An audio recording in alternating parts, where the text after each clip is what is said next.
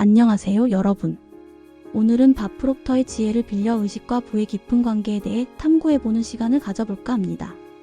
우리는 살면서 많은 목표를 세우고 노력하지만 때로는 아무리 애를 써도 원하는 결과를 얻지 못할 때가 있습니다. 특히 부와 관련해서는 더욱 그렇습니다. 열심히 일하고 절약하고 투자하지만 어딘가 막혀있는 듯한 느낌을 지울 수 없을 때가 있죠. 왜 어떤 사람들은 쉽게 부를 끌어당기는 것처럼 보이고 또 어떤 사람들은 늘 재정적인 어려움에서 벗어나지 못하는 걸까요? 밥 프록터는 그 해답을 바로 의식에서 찾았습니다. 외부 환경이 아니라 우리의 내면, 즉 의식이 부를 창조하는 핵심 열쇠라는 것이 그의 메시지였습니다. 아마 이 이야기를 들으면 의식이라는 단어가 조금 추상적으로 느껴질 수도 있을 겁니다. 하지만 밥 프록터가 말하는 의식은 우리가 생각하는 것보다 훨씬 구체적이고 강력한 힘을 가지고 있습니다. 의식은 단순히 생각하는 것을 넘어 우리가 세상을 인지하고 반응하는 모든 방식을 아우르는 개념입니다. 세상을 바라보는 우리의 렌즈와도 같다고 할 수 있죠. 같은 상황을 보더라도 어떤 렌즈를 끼고 있느냐에 따라 전혀 다른 현실을 경험하게 되는 것처럼 말입니다. 밥 프록터는 의식을 크게 두 가지 영역으로 나누어 설명합니다. 첫째는 의식적 마음입니다. 이것은 우리가 깨어있는 동안 논리적으로 생각하고 판단하고 결정하는 부분입니다. 오늘 저녁은 뭘 먹을까? 이 문제는 어떻게 해결할까? 와 같은 이성적인 사고가 바로 의식적 마음의 영역입니다. 우리는 의식적 마음으로 부자가 되고 싶다는 목표를 세우고 계획을 짜고 노력합니다. 하지만 더 중요한 영역은 바로 잠재의식입니다. 잠재의식은 우리의 습관, 믿음, 그리고 자동적인 반응을 관장하는 거대한 저장고와 같습니다. 운전을 처음 배울 때는 기어 변속, 브레이크, 엑셀 페달 조작 등 모든 동작을 의식적으로 해야 하지만 숙달되고 나면 의식하지 않아도 몸이 저절로 움직이는 것처럼 말입니다. 잠재의식은 우리의 행동과 결과에 지대한 영향을 미치며 심지어 우리가 의식적으로 바라는 것과 반대되는 결과를 만들어낼 수도 있습니다. 여기서 많은 사람들이 부딪히는 딜레마가 발생합니다. 의식적으로는 모두가 부자가 되기를 원합니다. 경제적 자유를 얻고 싶어, 여유로운 삶을 살고 싶어라고 끊임없이 생각하죠. 하지만 우리의 잠재의식 속에는 돈과 부에 대한 부정적인 믿음들이 깊이 뿌리내려 있는 경우가 많습니다. 돈은 더러운 거야, 부자는 이기적이야, 돈을 많이 벌면 불행해질 거야, 우리 같은 평범한 사람은 부자가 될 수 없어와 같은 생각들 말입니다.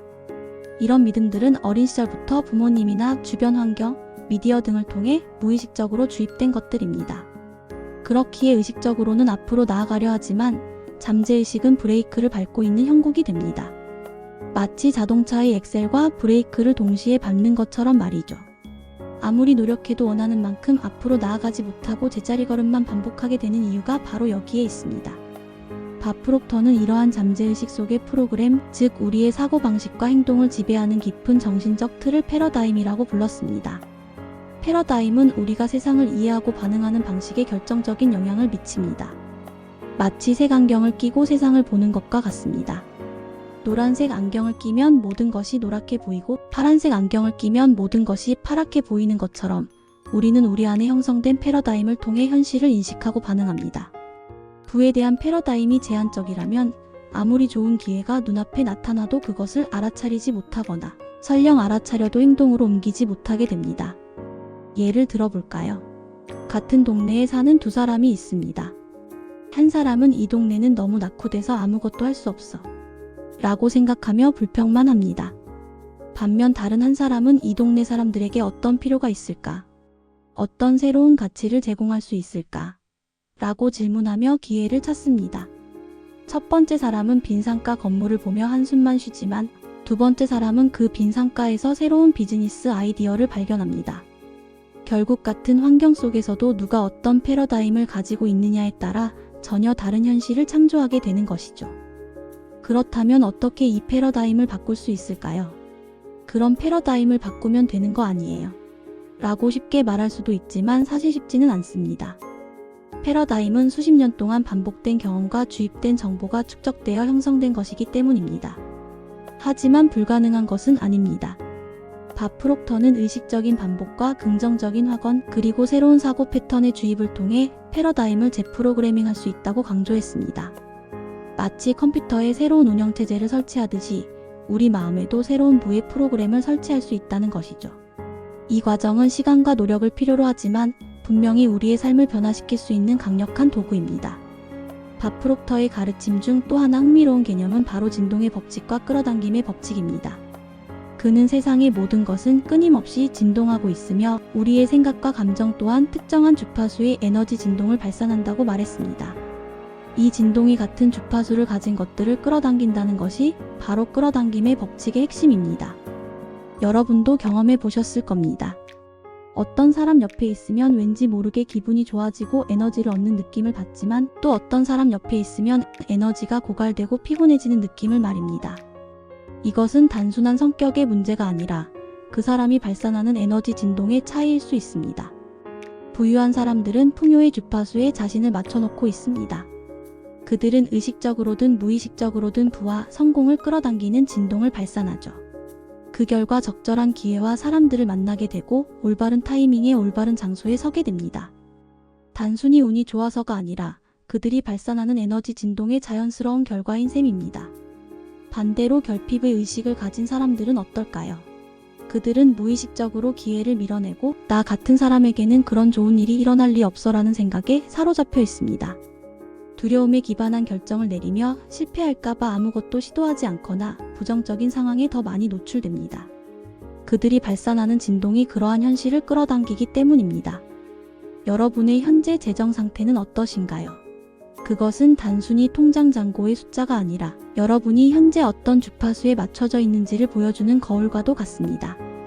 은행 잔고, 월급 명세서, 신용카드 청구서가 우리의 의식 상태를 반영하고 있는 것이죠.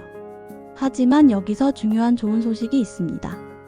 바로 주파수는 언제든지 변경 가능하다는 것입니다.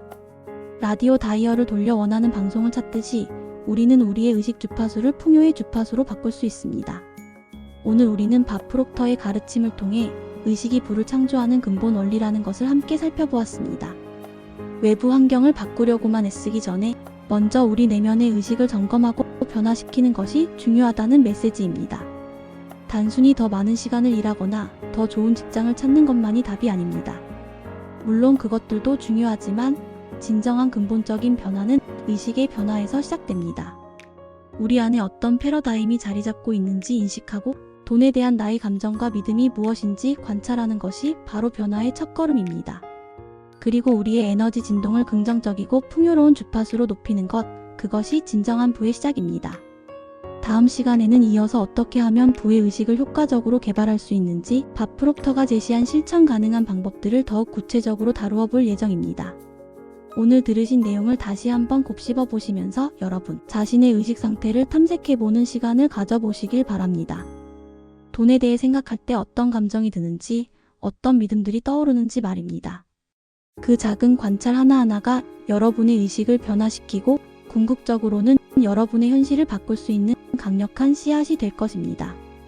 오늘도 함께 해주셔서 감사합니다. 다음 시간에 더 깊이 있는 이야기로 찾아뵙겠습니다. 여러분의 의식이 항상 풍요의 주파수에 맞춰져 있기를 진심으로 바랍니다. 감사합니다.